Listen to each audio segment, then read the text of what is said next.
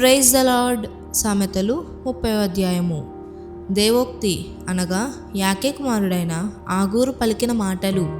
ఆ మనుష్యుడు ఈతియేలునకును ఉక్కాలునకును చెప్పిన మాటలు. నిశ్చయముగా మనుష్యులలో నా వంటి పశుప్రాయుడు లేడు, నరులకున్న వివేచన నాకు లేదు. నేను జ్ఞానాభ్యాసము చేసుకున్నవాడను కాను, పరిశుద్ధ దేవుని గూర్చిన జ్ఞానము పొందలేదు. ఆకాశమునకెక్కి మరలా దిగినవాడెవడు? తన పిడికిళ్లతో గాలిని పట్టుకున్నవాడెవడు? బట్టలో నీళ్లు మూటకట్టినవాడెవడు?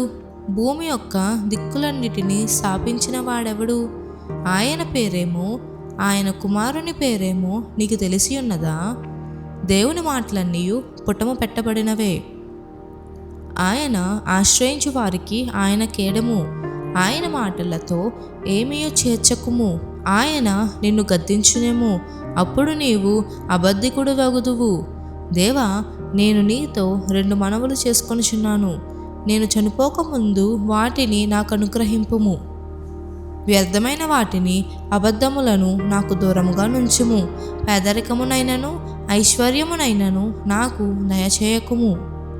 తగినంత ఆహారము నాకు అనుగ్రహింపము. ఎక్కువైన ఎడల నేను కడుపు నిండిన వాడనై నిన్ను విసర్జించి యెహోవా ఎవడని అందునేమో, లేక బేదనై దొంగిలి నా దేవుని నామమును దూషింతునేమో. దాసుని కూర్చి వాని యజమానునితో కొండెములు చెప్పకుము, వాడు నిన్ను శపించును. ఒకవేళ నీవు శిక్షార్హుడు వగుదువు. తమ తండ్రిని శపించుచు తల్లిని దీవించని తరము కలదు.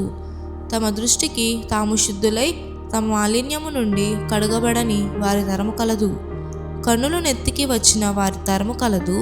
వారి కనురెప్పలు ఎంత పైకెత్తబడి ఉన్నవి! దేశములో ఉండకుండా వారు దరిద్రులను మృంగునట్లును, మనుష్యులలో ఉండకుండా బేదలను నశింపజేయునట్లును, ఖడ్గము వంటి పళ్ళును కత్తుల వంటి దవడ పళ్ళును గల వారి తరం కలదు. జలగకు ఇమ్ము అను కూతురులిద్దరు కలరు. తృప్తి పడనివి 3 కలవు. చాలును అని పలకనివి 4 కలవు.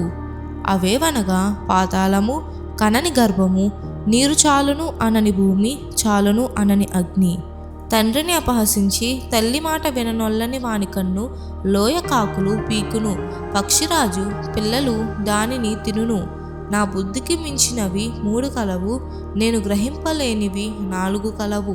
అవేవనగా అంతరిక్షమున పక్షిరాజు జాడ, బండ మీద సర్పము జాడ, నడి సముద్రమున ఓడ నడుచు జాడ, కన్యకతో పురుషుని జాడ.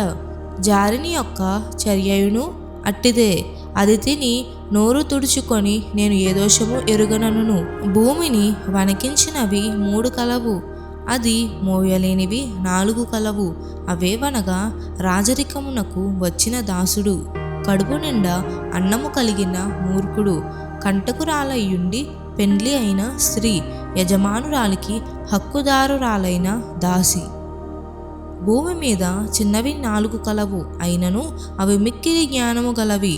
చీమలు బలము లేని జీవులు, అయినను అవి వేసవిలో తమ ఆహారమును సిద్ధపరుచుకొనును. చిన్న కుందేళ్ళు బలము లేని జీవులు, అయినను అవి పేటు సందులలో నివాసములు కల్పించుకొనును. మిడతలకు రాజు లేడు, అయినను అవన్నీ పంక్తులు తీరి సాగిపోవును. బల్లిని చేతితో నీవు పట్టుకొనగలవు, అయినను రాజుల గృహములలో అది ఉండును. డంబముగా నడుచునవి 3 కలవు, టీవీతో నడుచునవి 4 కలవు. అవేవనగా ఎల్ల మృగములలో పరాక్రము కలదై ఎవనికైనా భయపడి వెనుకకు తిరుగని సింహము, షోనంగి కుక్క, మేకపోతు, తన సైన్యమునకు ముందు నడుచుచున్న రాజు. నీవు బుద్ధిహీనుడవై అతిశయపడి ఉండిన ఎడల, కీడు యోచించి ఉండిన ఎడల నీ చేతితో నోరు మూసుకొనుము. పాలు తరచగా వెన్న పుట్టును, ముక్కు పిండగా రక్తము వచ్చును, కోపము రేపగా కలహము పుట్టును. దేవుడి చిన్న వాక్యం దీవించి ఆశీర్వదించును గాక. ఆమేన్.